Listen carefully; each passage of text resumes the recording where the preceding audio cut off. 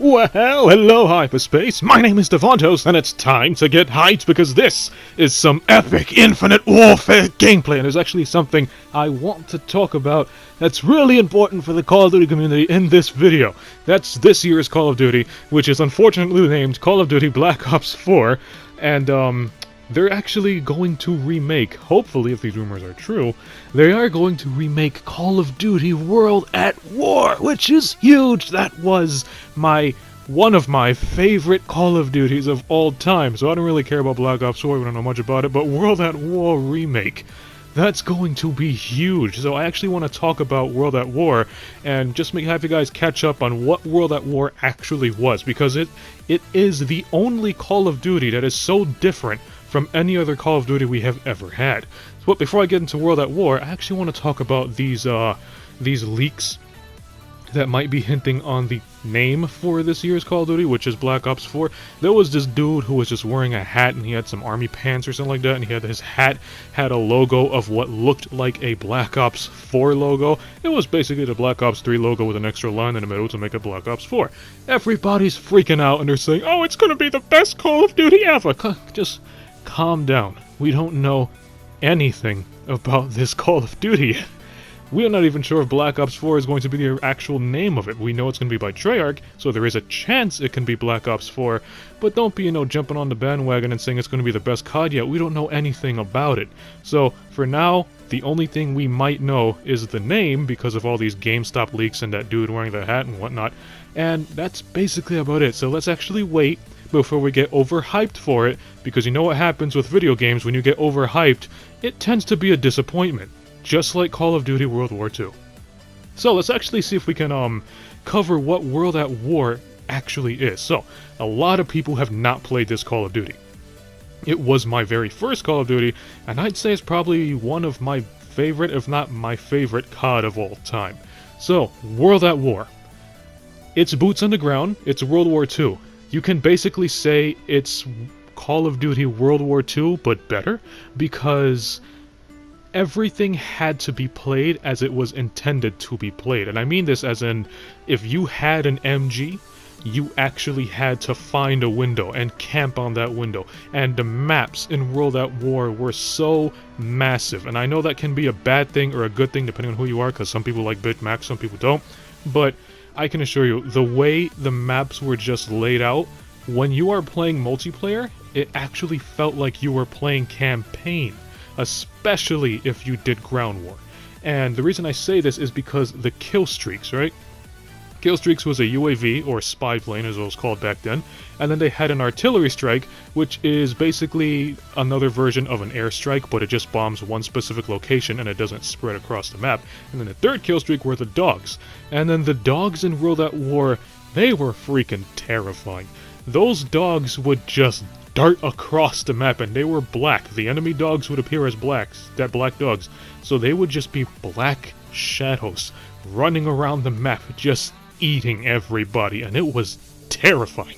And because of that, it just made the entire World at War experience so memorable and so fun. Yeah, you could have actually, jumped on top of cars or rooftops to avoid the dogs, but even still, it was really, really fun. And the score streaks back then they were called kill streaks, the kill streaks actually stacked. So yeah, you could have gotten the dogs, and if you survived, the dogs could have gotten some kills and earned you another spy plane, or UAV, another artillery strike, and even more dogs. So your dogs can earn you more dogs. And that's what made the game so chaotic and so fun. And that's not even getting into the super nitty-gritty I'm just so excited.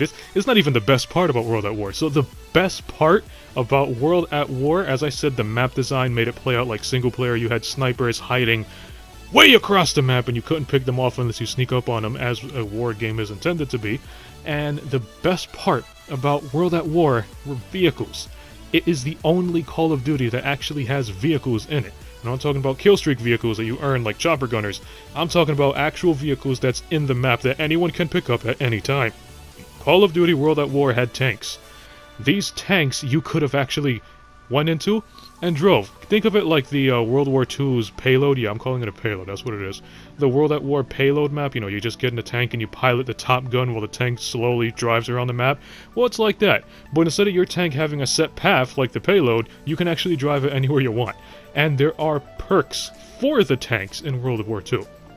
I mean, World at War, I'm sorry. For World at War, the tanks had perks. The perks can be anywhere from have your tank move faster to have your tank have more health, requiring more explosions to take it down. Yeah, the only way you could have beaten these tanks was with rocket launchers or C4s. Bullet damage does not do a single thing.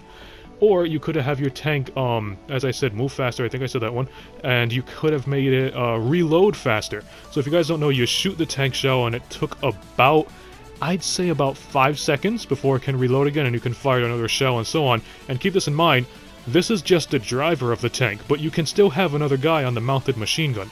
And the mounted machine gun had infinite ammo, but it can overheat, so, you know, just keep that in mind. And it was just very, very fun, and there will be times that, depending on the map, there can be anywhere from 2 to 4 tanks present in a map. There will be times where every single enemy has hold of the tanks, and you can't do nothing but hide in fear. and it just makes it so fun. It was really unbalanced, it was really broken, it was really chaotic, and it was just so fun. Because as I said before, Call of Duty nowadays are all about balance, so I try to make it balanced and fair, but it's okay to have something that's completely imbalanced because that's what makes it fun. If you guys think back on like the old school shooter games, we're talking about like GoldenEye 64, we're talking about the old school fighting games like Street Fighter 2 and whatnot, there were characters who were broken, there were maps that were broken, and there were guns that were broken. But it just made it so fun and so memorable. That's why so many... Ugh, I cannot talk today, I'm just so excited. That's why some people today still remember GoldenEye 64, and that's why they say GoldenEye 64, till this day, is one of the best first-person shooters. Because it was unbalanced and it was so memorable, because you have all those epic moments where you actually managed to defeat that one OP character that had that one OP gun, while you were wielding like the cheapest gun in the game. It makes such memorable moments, and that is what's going to happen in Call of Duty World at War if it is remade. Now, it is going to be remade if this is true. It's going to be remade, and if it is, it's going to take the same route as Modern Warfare Remastered. They're probably going to add some more characters and all that stuff for you to customize, and I'm pretty sure they're going to add supply drops. Let's just hope they don't use it as a giant cash grab like they did with Modern Warfare Remastered. I'll be making some more videos in the future talking about Call of Duty World at War because this Call of Duty was just amazing. But for the rest of this video, I actually want to touch on Black Ops 4. So, Charlie Intel and a lot of other popular Call of Duty Twitter accounts and YouTube channels and whatnot, they're saying that Black Ops 4 might be a futuristic Call of Duty shooter. Now, it can still be boots on the ground, but people are saying it might be a futuristic shooter. Think of Black Ops 2. A futuristic shooter that's boots on the ground. Now they're saying this because the boots on the ground aspect has so much hype, but if this Black Ops 4 name is actually legit, then it still has to go according to the Black Ops storyline. You know, Black Ops 1 was in the Cold War, Black Ops 2 was kind of like in the near future, Black Ops 3 is way in the future, and it wouldn't make any sense for Black Ops 4 to be put in, you know, modern times or maybe even in the past. So people are saying Black Ops 4, if it's legit, if the name is legit, it's probably going to be a futuristic shooter.